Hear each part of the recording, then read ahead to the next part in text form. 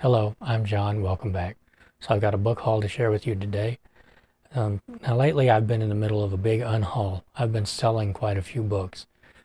Books that I've had for years that I've just finally accepted I'm not going to read them. Books that I bought that I had interest in that I've lost interest in. Books that I've read that I've realized I'm never going to reread. And I've actually gotten back more money than I expected to get from that. And I'm nowhere near done selling them. Actually, I've got some stacks over here. I think there are 5 stacks over here and 2 more under this desk, 2 or 3 more under this desk. So I've got quite a bit to go, but I haven't been like overbuying or anything like that. And since I was getting back money, I was spending a little bit more money than I usually will, which for me that's like $5 instead of $3. So I just thought I'd share them with you today. We have The Return of Moriarty by John Gardner, right? Yes. And this is John Gardner who wrote the 007 books and not the Grendel and Mickelson's Ghosts and Freddy's book. So I actually have The Revenge of Moriarty, and I never seen The Return of Moriarty. This is the first one, I think, so that's neat. After that we have The Shrinking Man by Richard Matheson, which I had never seen a copy of this book before. Actually, I think I did see one once, but it was old and really kind of ragged, falling apart, so I didn't get it. This was all of 99 cents. I like Richard Matheson's ideas, but sometimes his writing is hit or miss with me. So the last Richard Matheson book I read was A Stir of Echoes, and this is going to sound like sacrilege, but I actually rewrote sections of that book on the page as I was reading it because it's narrated in the first person, and throughout the entire book, the narrator uses a very passive voice to explain everything that's happening to him or that happened to him. And I just found that very frustrating. It seemed like Matheson lost a lot of opportunity to make the story thrilling and exciting by using a passive voice. So I was just rewriting it on the page. It was kind of a good learning experience, actually. And so the next 3 are cozy mysteries, I think. Let's see, Murder at Tea Time, starring Charlotte Graham, written by Stephanie Madison, or Matson, probably Madison.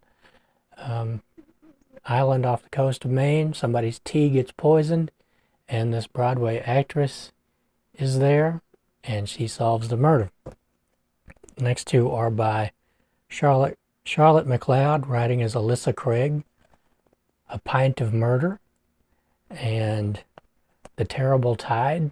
I don't know. They were $1 a piece, and maybe they'll be pretty good. I tend to like those sorts of books, actually.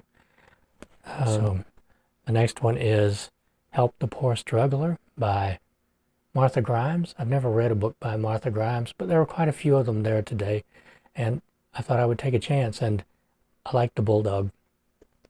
Let's see. The next one is Able Team number 44 by Dick Stivers, Night Heat. So these books are really hit or miss. I've had more hits than misses, honestly, and they're fast-paced. They're kind of interesting sometimes, and there's a lot of action. Some of them are pretty dark and violent. So let's see who actually wrote this. Nicholas Kane.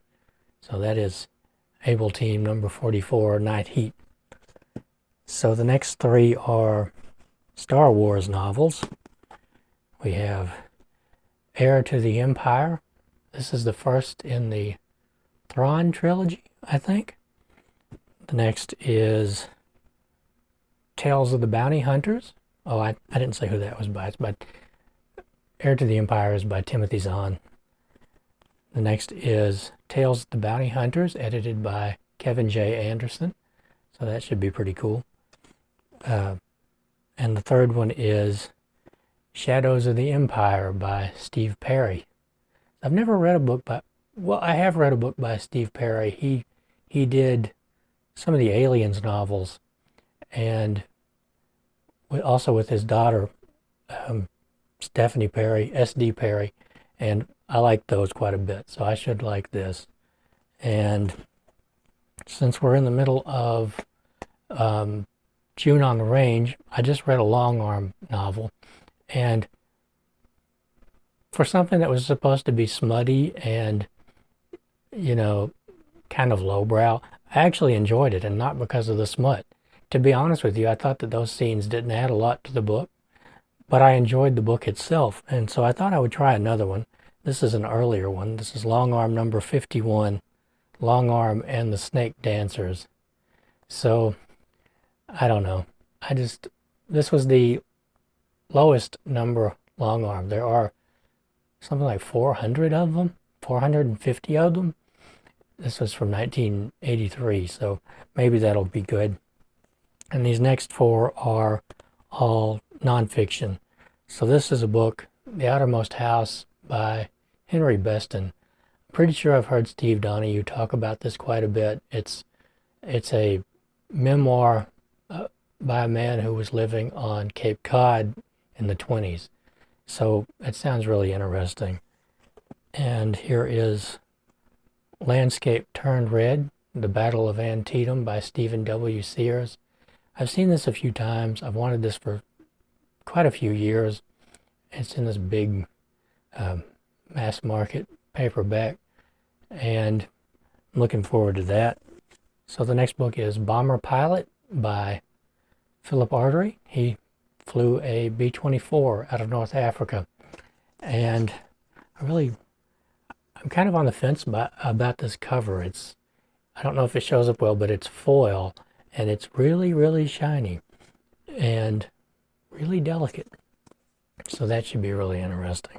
I don't know if I've ever read a book by a bomber pilot before. It's not something you come across very often. And the last one is This Old House by Bob Vila with Jane Davison.